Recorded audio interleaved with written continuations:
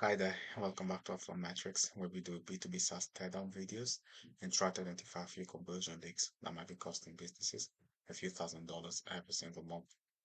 Today, we're going to be talking about Ascent360, which is basically a customer data platform built for hospitality businesses.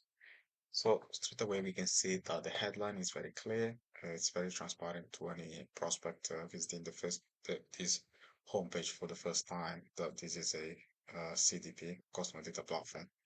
And here they go more in depth at the bottom about what they do using the data powered marketing suite. Right. So if we scroll down, we can see a demonstration of all the services that they offer, but also more importantly, a credibility element in terms of the brands and hotels that they've been able to work with, which is good for social proof. Here they go more in depth about all the services that they offer. They do offer some omnichannel marketing, okay, and they state that this results in direct revenue and return visits, which is very important.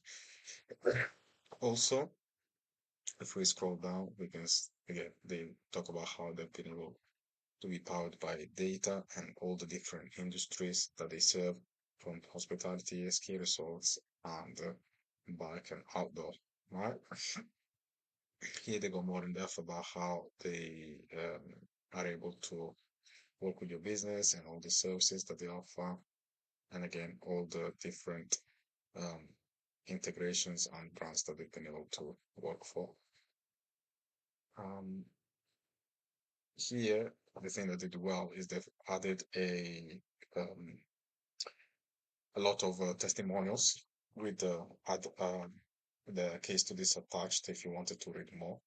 And this is good not only for credibility, but also for the prospect to imagine how working with this company would be like if they chose to purchase their software.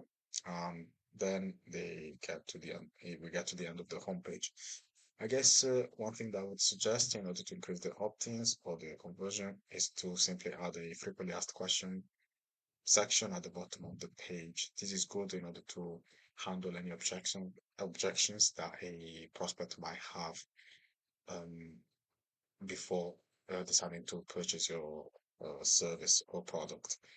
Also, above the fold, they may have added some more credibility elements or some testimonials or any ratings that they might have on some platforms that review businesses like Trustpilot.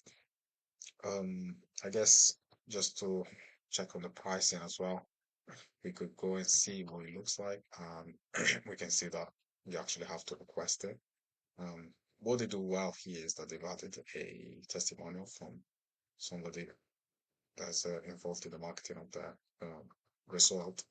But in terms of the pricing, we can see that it's not great that you cannot see it firsthand, but I assume this is done on purpose to just get qualified leads, which is fair. But of course, they then are sacrificing the number of opt-ins that they could have possibly gotten. And I like the contact form here because it's nice and short, and it definitely optimizes the number of opt-ins that they can get. And they've got even more credibility in terms of this testimonial they show here.